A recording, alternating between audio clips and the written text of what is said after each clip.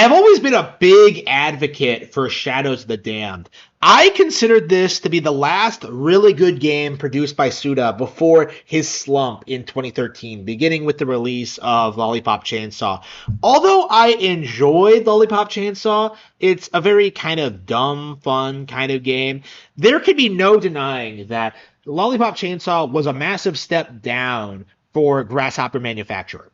All of the games built up before that, games like No More Heroes, games like Killer 7, The Silver Case, all of them had really deep, intricate plots with really dark, interesting things to say about culture and people, and just had this really unique kind of vibe to them. Lollipop Chainsaw was a generic Hollywood film converted into a video game. It was very self-deprecating. It was very B-movie-ish. It did not really feel like Suda. And although there are plenty of things to like about Lollipop Chainsaw, there are also things like that you can point out.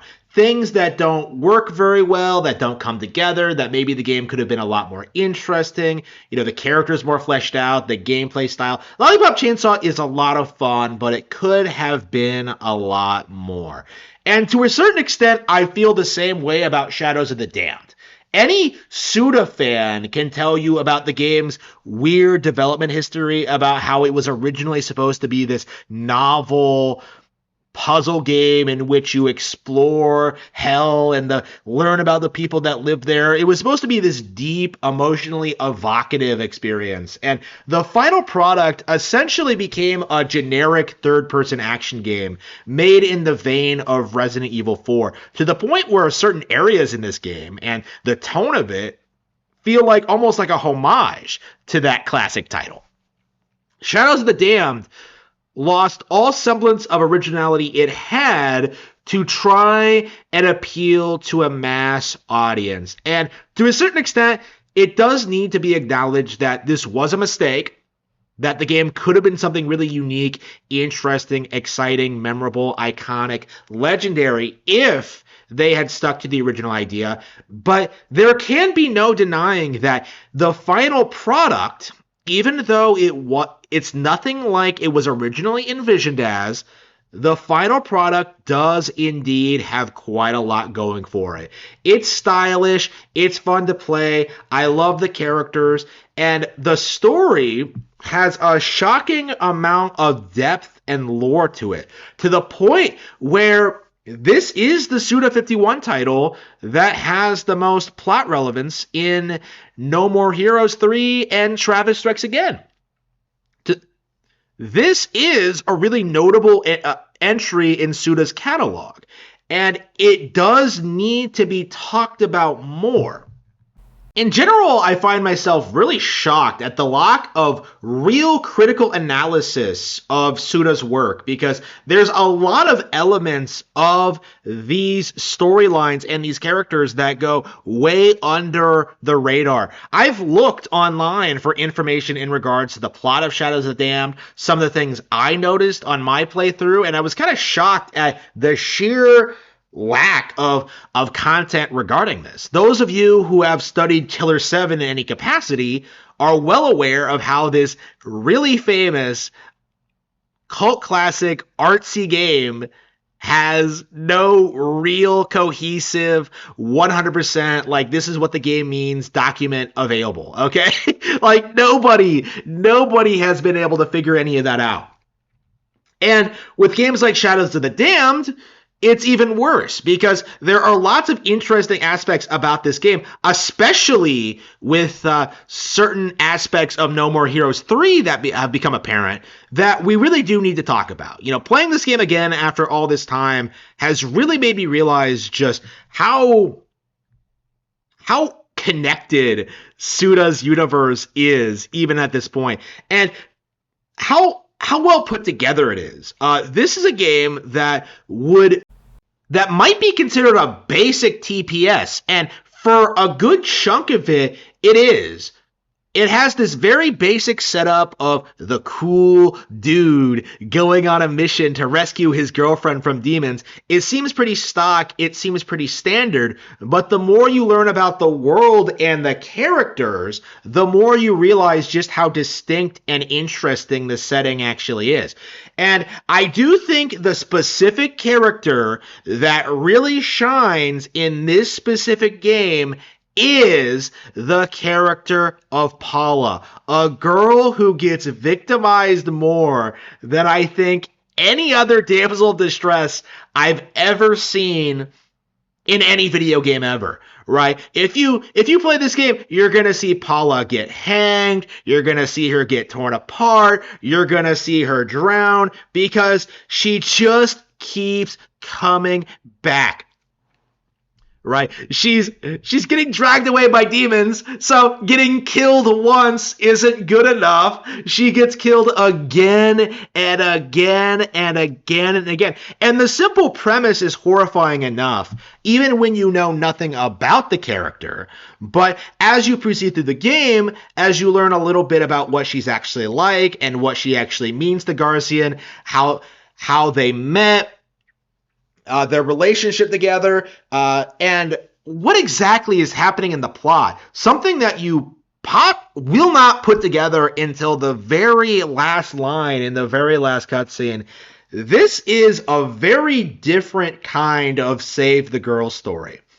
In the sense where, although Garcia is very much in love with Paula and wants to rescue her for good reason, Paula herself is not completely in her right mind. When she's rescued at the end, she turns on Garcia and insists that he didn't do enough to help her, that she's been suffering all alone all this time, and that she resents him for it.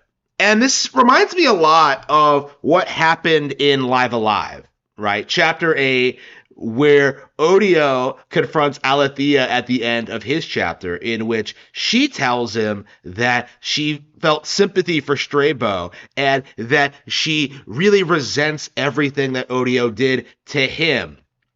That she fell in love with Strabo even after everything that Orsted did for her. To me, the ending reminds me a lot of that, where Paula freaks out over Garcia, insists that she's been suffering, and insists that she hates him, but instead of freaking out and becoming the new overlord of evil instead, Garcia simply deals with the problem, right? He confronts her, and then he just holds her, right? He stops her freak out, he stops her little temper tantrum, and he just holds her, and he comforts her. And that leads into the ending sequence, in which we learn a little bit more about Paula as a character. To me, this kind of speaks volumes as to the actual dynamic of the relationship, which we see very little of in the actual game itself. To me, Garcia is someone who finds Paula appealing because she's such a crazy bitch. All the stories he tells about her, the fact that he gets excited when she chases him around with a knife, all the excitement, the adventure, right? That's a big part of the appeal. For Garcia, the idea of stealing away the Lord of the Underworld's woman and keeping her for as long as he can until he sends his minions back to take her home, it's all part of the appeal, right? Garcia gets a thrill out of taking the most unobtainable woman there is. So although you do save Paula at the end, although you do make plans for the future, the reality, obviously, is that all of this is just going to happen again, forever. If the lore is any indication, Paula is cursed to be Fleming's love slave for all of eternity, because she wouldn't go down, she wouldn't break, she wouldn't yield, and Fleming finds that really appealing about her. But even in her insane state, she's constantly fighting to escape from the underworld. And sometimes she manages it. Like when she meets Garcia for the first time before the game begins. He finds her in a dumpster, unable to speak, and he just takes her home, and they just live together after that. According to Garcia's exposition regarding this period, initially Paula would not speak to him. She was traumatized. She couldn't wrap her mind over what she had just done. And Garcia, in spite of everything she is and everything that she had gone through, falls in love with her. And eventually, for whatever reason, she returns his feelings to a certain extent. Now, it's not clear whether or not, like, how much of this is of her own volition, like, whether she's really in love with Garcia, or whether or not it's just a matter of her not really having any options. But Paula, at the very least, enjoys a certain amount of freedom with Garcia. He certainly doesn't violate her the way that Fleming does, near constantly, eternally, forever. Right? Garcia shows her a certain amount of affection and gives her certain freedoms that she simply doesn't get under Fleming. Although Paula is clearly a broken woman, and for very good reason, she is showing signs of recovering by being with Garcia. You know, she is speaking more. She seems happier more. She seems to want to be with him. Seems, of course, like there's definitely a lot of room for interpretation in regards to this subject, but seems to be in love with him. But there's definitely the sense that this is not an ideal situation and never will be. What makes Paula an interesting character is the fact that these mannerisms, this behavior, this background, it recontextualizes the entire game and makes it a lot more complex than you would really expect from something like this. This game comes off and presents itself as if it's some campy action shooter, but it does have quite a bit of depth to it. It does have a thought put into the characters in the world, and I think Paula is probably the most defining example of that. Of course, being killed over and over and over again is going to wear her down and make her insane. And rather than resent her for it, Garcia instead accepts her for who she is and decides that in spite of everything, that he's going to go to hell for her anyway. So now that we got all of that out of the way, it's time to talk about some of the really weird, deep lore stuff that I don't really see a lot of people talk about in regards to this universe in general. There are a lot of elements that have honestly gone completely under the radar. Like, a lot of people don't realize just how interconnected a lot of these points and stories actually are. How much of it ties back to Suda's origins as a creator and some of his overarching fantasy aspects. Specifically, the thing that really dawned on me in this release is the fact that Paula does have a silver eye. Now, if you don't actually know anything about Suda's work, this will mean nothing to you. But it actually does have a certain amount of significance with his past work and his history as a creator. The silver left eye in the Sudaverse is meant to indicate immortality.